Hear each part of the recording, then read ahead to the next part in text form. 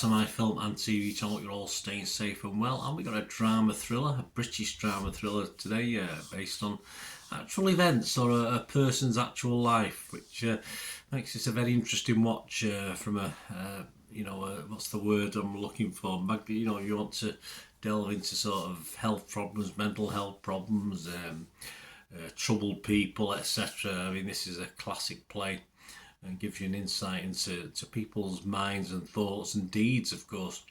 So today we're going to have a look at something that was created and starred Richard Gadd in this one. It's called Baby Reindeer. It's showing on Netflix at the moment, 7 episodes. If you're new to the channel, please push that subscribe button, push the bell notifications, everything film and TV, reviews like this, information, vlogs, great job you're on board. If you check through the site, you'll see stuff on my football team as well, Manchester City. So if that's of any interest, have a look. If it's not, or you might know someone who's interested, please give them a kick in my direction. Any likes have been much appreciated. Right, it's based on Gadd's real life experience. Yes, it's a very gritty story, this one, of being stalked and sexually assaulted in his 20s.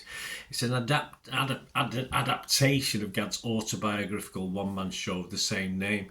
The series consists of 7 episodes and it first appeared on Netflix on the 11th of April 2024. I'm doing this review on the 21st of April 2024, so any comments and scores at that date. So you've got Richard Gadd himself starring Jessica Gunning, Nathan Mao, Tom Goodman-Hill, Hugh Coles, Danny Carrane, Shalom Brune Franklin. On to my thoughts. I found this a very difficult watch, in fairness. There's a lot to like and dislike in this for me, though not particularly the disliking things in a bad way. I just found it very uncomfortable, which I don't know, obviously says more about me perhaps than what's happening in the actual series itself. Some genuinely horrible characters, some genuinely decent characters as well, and a very he was in his 20s, of course, Gadd at the time, but still tremendously naive protagonist that you do want to stick up for. I did want to stick up for him, but I just sometimes, and it's wrong, I just thought he was an absolute effing idiot. It's as simple as that. But you have to think about this. I know this guy's been damaged, but you have to think in your 20s just how emotionally correct he, or how emotionally, and what sort of support did he have, etc. Despite this, knowing this, I do sort of give up on him at times in the series, and I sort of liked it a lot less because of it. And I know that's not the reaction perhaps you should be looking for. Perhaps it is. I mean, obviously you should be caring and really hit home this and make you sort of think about things. But it just at times made me feel a little bit angry, just angry at the way it was put over. And I said it's not right, but it's just that style of the series. And it's a reaction, which is probably what the series wants as well. And for me, although it was abusive, etc., I found it an interesting watch early doors. But as it progressed, I just found it, as entertainment, it wasn't entertainment. It was interesting and it was dark, but I was never entertained in this. This is why I'm not going to give this a score, because I don't score something that's, if you like, wouldn't normally score a documentary, stuff like this, or something a bit serious. So I'm not going to do it with this, because it's a serious subject.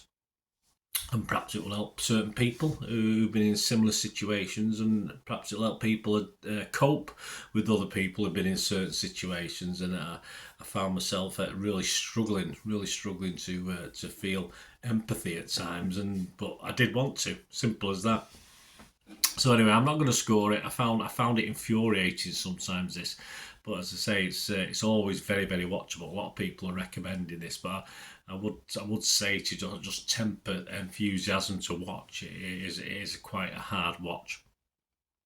So these are the sort of scores other people are giving it. As I said, I'm not going to score this at all, and I'm certainly not going to heartily recommend it for you to watch. But Rotten Tomatoes, just 11 critics, they were all positive on this, so that tells you what you need to know, really. Metacritic, 8 critics. Again, all positive, score of 88 out of 100. And if we look at Internet Movie Database, which is what really matters, Joe Public and what other people are thinking, 13,000 scores and reviews, and it's getting an 8.2 out of 10. So there is a lot of likability out here. It just didn't quite work for me in the format I was in. As I said, I shouldn't have felt some of the feelings I was feeling. I'm totally confused as to why.